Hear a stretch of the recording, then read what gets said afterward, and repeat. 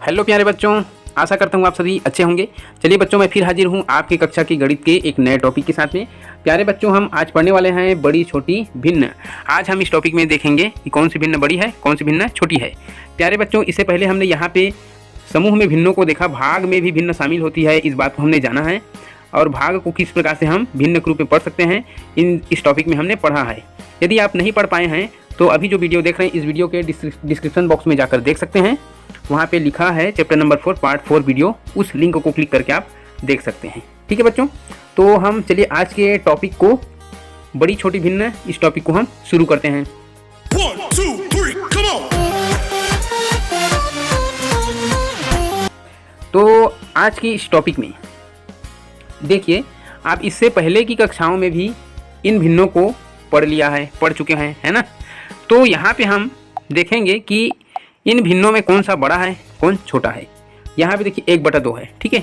तो 1/2 को आप जानते ही हैं कि कोई भी एक इकाई होता है या कोई एक वस्तु होता है, उसके आधे भाग को 1/2 कहा जाता है, और इसको हम आधा भी कहते हैं। साथ में आधा लिखा हुआ है, देखिए, ठीक है। अब उसके बाद में 1/4 लिखा है और वहाँ पे पाव लिखा है। तो 1/4 अर्थात किसी वस्तु के 4 भाग करने के बाद एक भाग को हम कहते हैं 1/4, ठीक है। प्रत्येक भाग को हम 1/4 हिस्सा कहते हैं। तो ये हम इसको 1/4 कहते हैं, 1/4 के रूप में इसको दर्शाते हैं, लिखते हैं, और इसको हम पाव भी कहते हैं। पाव आपने सुना होगा किराने की दुकानों में या बाज़ार में कि पाव जैसे 1000 किलोग्राम होता है, 1000 ग्राम होता है, 1000 ग्राम का 1 किलोग्राम होता है, ठीक है। तो 1000 ग्राम बराबर 1 किलोग्राम। तो ये 1 किलोग्राम को यदि हम 4 हिस्से में बांट दें, इस प्रकार से 1/4 टुकड़े करें, तो 4 हिस्से में करेंगे 1000 को, तो हमको मिलेगा 250 ग्राम। 250 ग्राम के 4 हिस्से बनेंगे। तो इस 250 ग्राम को हम कहते हैं 1 पाव। और हम देखेंगे कि 1000 का ये चौथाई हिस्सा है, तो इसे 1/4 किलोग्राम भी कह सकते हैं, ठीक है। उसके बाजू में दिया है पौन। ये पौन शब्द क्या है? पौन का अर्थात होता है 4 में से 3 हिस्सा, 3/4, ठीक है। पौन को आप कहाँ सुने होंगे? घड़ी में समय बताते हुए आप ज़रूर सुने होंगे कि हम किसी से पूछते हैं कि क्या समय हो गया, कितना बजा है, तो बताते हैं 9:15 बज गया, 9:15 बज गया, ऐसे बताते हैं। तो इसका मतलब होता है कि ये 3/4 हिस्सा समय का या किसी भी वस्तु का, किसी भी इकाई का 3/4 हिस्सा को हम पौन कहते हैं। मान लीजिए ये घड़ी है और घड़ी को हम 4 हिस्सा करने के बाद यदि ये 3/4 हिस्सा, यहाँ से एक हिस्सा, फिर ये दूसरा हिस्सा और ये तीसरा हिस्सा तक के समय को घड़ी के मिनट वाला जो कांटा है ये कंप्लीट कर लिया है, तो उसको हम कहेंगे 3/4 हिस्सा या पौन घंटा, है ना, ठीक है। इसके बाद है 1/3। 1/3 का मतलब होता है किसी भी इकाई को या किसी भी एक वस्तु को 3 बराबर हिस्सों में बांटने के बाद प्रत्येक हिस्सा 1/3 कहलाता है। ये वाला भाग जो है 1/3 कहलाएगा, कि किसी भी एक वस्तु को बराबर 3 हिस्से में बांटने के बाद प्रत्येक हिस्सा 1/3 कहलाती है। तो इसके बारे में आपने पिछली कक्षाओं में पढ़ लिया है। अब यहाँ पे आपको ये पूछा जा रहा है कि ये आधा शब्द, पाव, पौन, तिहाई, 1/3, इन शब्दों को आपने कहाँ कहाँ काम में उपयोग किया है इन शब्दों को। तो देखिए, आधा जो है हम कई जगह उपयोग करते हैं। घर में हम भाई बहन के साथ किसी चीज़ का बंटवारा करते हैं। मान लीजिए हमारे पिताजी या माँ जी दुकान से चॉकलेट लाए, अब 4 चॉकलेट लाए और बोले कि दोनों भाई आपस में आधा आधा बांट लो, बोलते हैं ना। ये आधा शब्द को आप बहुत अपने दैनिक जीवन में बहुत बार उपयोग करते हैं, बहुत बार सुनते हैं। हम बाजार जाते हैं, कोई सामान लेते हैं तो आधा किलो दे दो, है ना। तो ऐसा हम बहुत बार बहुत जगह में आधा शब्द का उपयोग करते हुए सुनते हैं, और हम खुद भी अपने दैनिक जीवन में उपयोग करते हैं। पाव शब्द को भी आप किराने की दुकान, बाजार आदि जगहों पर उपयोग करते हुए सुन चुके होंगे।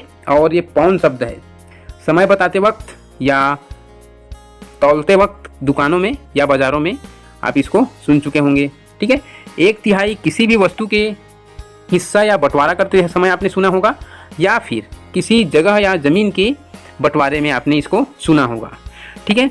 यहाँ पे देखिए बच्चों, यहाँ पे कुछ एक गतिविधि आपको या प्रश्न के रूप में आपको पूछा जा रहा है। तुम्हें अगर एक अमरूद का 1/2 या आधा, इसको आधा भी कहते हैं ना, 1/2 या आधा हिस्सा मिला और तुम्हारे दोस्त को 1/4 या चौथाई हिस्सा मिला, तो ज़्यादा किसे मिला, ठीक है। तो इसके लिए हम अलग से स्क्रीन पर चलते हैं। यहाँ पे देखिए बच्चों, मैं आपको अलग से स्क्रीन पर ले आया हूँ, और यहाँ पे जो आपको प्रश्न दिया गया है उसके हिसाब से मैं इस स्क्रीन पर अमरूद तो नहीं लेकिन एक गोलाकार चीज़ रख दिया हूँ। इसको मान लीजिए रोटी या गोलाकार कोई भी वस्तु मान लीजिए, और हम इस गोलाकार वस्तु की, जैसे प्रश्न में कहा गया है उसके हिसाब से यदि हम इस गोलाकार वस्तु को दो भाग में बांटें, इस तरह से ऊपर से हम इसको दो टुकड़े कर दें, तो प्रत्येक हिस्सा कहलाएगा 1/2। क्या कहलाएगा? ये भी कहलाएगा 1/2 हिस्सा और ये भी कहलाएगा 1/2 हिस्सा। तो प्रश्न में ये कहा गया है कि मान लीजिए आपको अमरूद का 1/2 हिस्सा मिला, ठीक है। तो आप जान गए कि यहाँ से यहाँ तक का हिस्सा 1/2 हिस्सा है, ठीक है। आपको मिल गया 1/2 हिस्सा, ठीक। और यदि हम इसी का 4 टुकड़ा करें, और इसी अमरूद का मैंने यहाँ पे एक और अलग सा चित्र ले लिया है, और यदि हम इसको हम 4 टुकड़े में बराबर बराबर हिस्से में बांट दें, ठीक है। तो 4 टुकड़े में यदि हम बांटेंगे यहाँ से बराबर बराबर, तो ये प्रत्येक हिस्सा कहलाएगा 1/4। क्या कहलाएगा? 1/4 हिस्सा कहलाएगा। तो ये भी 1/4 है, ये भी 1/4 है, और ऊपर वाला भी, दोनों 1/4 ही कहलाएंगे, ठीक है। तो ये सभी के सभी 1/4 है। तो आप खुद ही तय कर लीजिए कि 1/2 वाला हिस्सा बड़ा है या 1/4 वाला हिस्सा बड़ा है। कौन बड़ा है आप उसको खुद तय कर सकते हैं। 1/2 वाला हिस्सा बड़ा है ना, और ये 1/4 वाला छोटा है। तो इससे आप तय कर सकते हैं कि हमारे जो भिन्न है, भिन्न में जो 1/2 है, भिन्न में हमको जो 1/2 लिखा हुआ है और 1/4, इसमें से 1/2 जो है बड़ा है और 1/4 छोटा है, ठीक है। तो अभी हमने अलग से स्क्रीन पर देखा बच्चों कि हमारा जो 1/2 हिस्सा है ये बड़ा है 1/4 से, ठीक है। यहाँ पे आपको पूछा गया है कि 1/2 और 1/4 में बड़ी भिन्न कौन सी है, तो हमने यहाँ पे अभी देखा। तुमने ठीक सोचा होगा, भिन्न 1/2 बड़ी है 1/4 से। हमने अभी देखा कि 1/2 बड़ी है ना। अब यहाँ पे आपको, अब चलो पता लगाएं कि भिन्न 1/6, 2/6 और 5/6 में कौन सी भिन्न बड़ी है। तो यहाँ पे आपको इन तीनों चित्रों को ध्यान से देखना है बच्चों, और ये तीनों चित्र बराबर है, ठीक है। यहाँ पे आप गिनती कर सकते हैं कि इन तीनों में कितने कितने हिस्से किए गए हैं, ठीक है। यहाँ जब हम गिनती करेंगे, एक हिस्सा, 2, 3, 4, 5, 6, इसमें भी 1, 2, 3, 4, 5, 6, 1, 2, 3, 4, 5, 6 हिस्सा तीनों में, तीनों चित्रों पर किया गया है। लेकिन इसमें फ़र्क क्या है? इसमें सिर्फ एक हिस्से को रंगीन किया गया है, इसमें सिर्फ 2 हिस्से को रंगीन किया गया है, और नीचे वाले में 5 हिस्से को रंगीन किया गया है, ठीक है। तो जहाँ कहीं भी यदि यहाँ देखिए पूरे हिस्से कितने हैं भिन्न के रूप में, जैसे हम इसको दर्शाएंगे तो पूरे हिस्से कितने हैं उसको हम नीचे में लिखते हैं, 6 हिस्से हैं। कितने भाग रंगीन है उसको हम ऊपर लिखते हैं 1/6, और ऊपर जो लिखते हैं उसको हम अंश कहते हैं, नीचे जो लिखते हैं उसको हर कहते हैं। ये सब मैंने आपको पहले ही बता दिया है भिन्न पाठ शुरू कर जब किए थे, है ना। तो यहाँ ये 1/6 को दर्शा रहा है ये वाला चित्र। आगे है 2/6, तो ये 6 में से जो 2 भाग रंगीन हैं ये है 2/6 को दर्शा रहा है ये, ठीक। और जो 5/6 है जिसमें 5 भाग रंगीन है, ये 5/6 को दर्शा रहा है, ठीक है। तो यहाँ पे समझने की बात है कि कौन बड़ी है, इन तीनों में कौन सी भिन्न बड़ी है। तो यहाँ पे हम देखेंगे ये बहुत छोटा भाग रंगीन है, सिर्फ 1 भाग रंगीन है, और हमारे पास जो 6 भाग है ये तो 6 भाग सभी में बराबर है।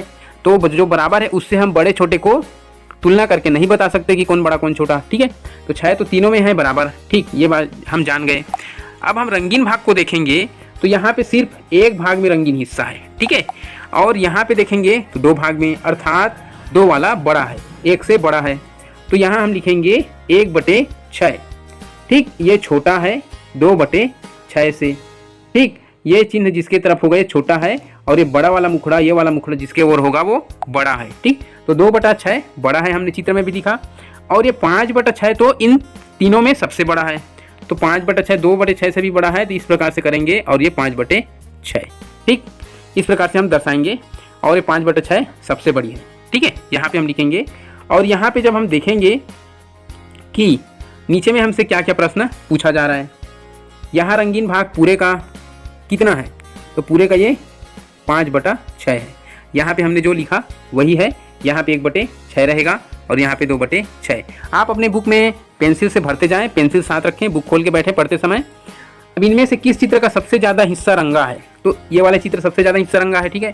सबसे ज़्यादा रंगे हुए हिस्से को बताने वाली भिन्न कौन सी है, तो 5/6 है, ठीक है। अब इसके बाद में यहाँ पे देखिए यही भिन्न इन तीनों में से सबसे बड़ी है, आपको बताया जा रहा है कि 5/6 जो है वो सबसे बड़ी है इन तीनों में, ठीक है। अब आगे देखिए आगे क्या है। अब इन चित्रों को देखो और बताओ कि इनमें कौन सी भिन्न बड़ी है व कौन सी छोटी है। अब यहाँ आपको बताना है कि इनमें से कौन सी भिन्न छोटी है, कौन सी भिन्न बड़ी है। हम पहले चित्र को देखें तो ये 4 हिस्सा किया गया है, तो ये नीचे में 4 है। कुल कितने हिस्से में बांटा गया है वो नीचे लिखा जाता है, जिसे हम हर कहते हैं। तो 4 हिस्से इसका भी है, इस चित्र में भी 4 टुकड़ा है, इस चित्र में भी 4 टुकड़ा है, ये तो बराबर है, दोनों में 4 लिखा गया है। ठीक है, कितना भाग रंगीन किया गया है वो ऊपर लिखते हैं। तो इसमें से 1 भाग रंगीन है, इसलिए ऊपर में 1, जिसे हम अंश कहते हैं। यहाँ पे 3 भाग रंगीन है, ऊपर 3 लिखा गया है, इसका अंश 3 है। ठीक है, तो ये पढ़ते हैं हम इसको 1/4, इसको पढ़ते हैं 3/4। तो आप चित्र को देख के बता सकते हैं किसमें ज़्यादा रंगीन भाग है। इसमें 1 भाग बस रंगीन है और इसमें 3 भाग रंगीन है, अर्थात 3/4 बड़ा है और 1/4 छोटा है। तो यहाँ पे लिखा गया है 1/4 छोटी है 3/4 से, और इसको हम इस तरह से दर्शाएंगे। जो छोटा है उसके तरफ ऐसे चिन्ह रहेगा और ये बड़ा मुखड़ा वाला जो चिन्ह है वो बड़े की तरफ रहेगा। ठीक है, और ये छोटा मुखड़ा वाला इस तरफ जो चिन्ह रहेगा वो छोटे की तरफ रहेगा। तो यहाँ 1/4 की तरफ है ऐसे चिन्ह देखिए, क्योंकि 1/4 यहाँ पे छोटा है 3/4 से। ठीक है, ये पहले चित्र के लिए हुआ। यहाँ पे और भी चित्र हैं, इनको हम देखते हैं और हल करके देखते हैं क्या क्या है इसमें। तो यहाँ पे जो ये चित्र है देखिए, 3/5 अर्थात 5 में से 3 भाग रंगीन, और 2/5 अर्थात 5 में से 2 भाग रंगीन। तो 3/5 बड़ा दिख रहा है हमको, ये रंगीन भाग इसमें बड़ा है। ठीक है, तो 3/5 यहाँ पे लिखेंगे और यहाँ पे दर्शाएंगे बड़ा का चिन्ह। उसके बाद लिखेंगे 2/5 और इसको हम पढ़ते हैं 3/5 बड़ी है 2/5 से। ठीक, अब यहाँ पे देखिए 2/8 है, अर्थात 8 भाग में से 2 भाग रंगीन है। ठीक, तो यहाँ हम लिखेंगे 2/8 और यहाँ पे देखिए पूरे 8 भाग में से 1 भाग रंगीन है, लेकिन यहाँ पे 1/4 लिख दिया गया है, ये 8 रहेगा। ठीक है, तो ये यहाँ पे 8 होगा 1/8। तो 8 भाग में से 1 भाग रंगीन है और यहाँ पे 2 भाग रंगीन है, तो ये वाला बड़ा होगा ना। तो 2/8 ये से बड़ा का चिन्ह लगाएंगे और यहाँ पे लिखेंगे 1/8। ठीक है, 2/8 बड़ा है 1/8 से। अब इस चित्र को हम देखेंगे तो यहाँ पर भी कुल भाग 8 भाग किया गया है, इसमें भी 8 भाग किया गया है, लेकिन इसमें रंगीन भाग सिर्फ 3 है और इसमें देखिए कितने भाग रंगीन है, 3, 4, 5। यहाँ पे 5 भाग रंगीन है, अर्थात 5/8 वाला बड़ा है। तो इसको कैसे दर्शाएंगे हम, यहाँ हम लिखेंगे पहले शुरू में 3/8 है तो हम भी शुरू में 3/8 लिखेंगे यहाँ पे, लेकिन वो 3/8 छोटी है तो हम छोटे का चिन्ह दर्शाएंगे, उसके बाद लिखेंगे 5/8 को। ठीक है, और हम पढ़ेंगे 3/8 छोटी है 5/8 से। ठीक है, इस प्रकार से आप खाली जगहों में पेंसिल से भरते जाएंगे। ठीक है बच्चों, यहाँ पे 3 सवाल और दिए हैं, इसको कैसे दर्शाना है आप देखिए। ठीक है, कैसे दर्शाना है वो आप आसानी से आराम से समझिए और इसको हल करके आप भेजिए, ये आपके लिए होमवर्क है। ठीक है बच्चों, तो आप इसको हमारे क्लास के ग्रुप में भेजेंगे, अपने बुक में बनाकर या फिर अपने कॉपी में इस चित्र को बनाकर यहाँ पे आप भिन्न को दर्शाएंगे, छोटी बड़ी कौन है उसको आपको बताना है। यहाँ पे एक बहुत ही इंपॉर्टेंट बात दिया हुआ है, यहाँ पे आप देखिए, यदि 2 भिन्नों के हर समान हो तो बड़े अंश वाली भिन्न बड़ी होती है। ठीक है, तो भिन्न के हर समान हो, हर मतलब जान गए, हर हम किसको कहते हैं, जो नीचे लिखा हुआ होता है उसको हम हर कहते हैं। तो 2 भिन्न के जब हर समान हो, यहाँ पे देखिए दोनों में 5-5 है, दोनों में हर समान है। ठीक है ना, तो जब हर समान हो तो बड़े अंश वाली भिन्न बड़ी होती है। तो इसमें बड़ा अंश कौन है, 1 बड़ा है कि 2 बड़ा है ना। तो ये 2 अंश वाली जो भिन्न है ये बड़ी होगी, अर्थात 1/5 और 2/5 में 2/5 बड़ी है, और यहाँ पे रंगीन भाग भी हमको साफ साफ दिखाई दे रहा है कि 2/5 बड़ी है। ठीक है, तो आशा करता हूँ आप समझ गए होंगे और ये आपका होमवर्क है बच्चों, आप इसको बनाकर हमारे क्लास के ग्रुप में शेयर करेंगे। आज के लिए बस इतना ही, हम अगली वीडियो में देखेंगे क्रम में संख्याएं जमाओ। आज हम इतना ही देखते हैं, आप वीडियो से बने रहे, इसके लिए आपको थैंक यू सो मच।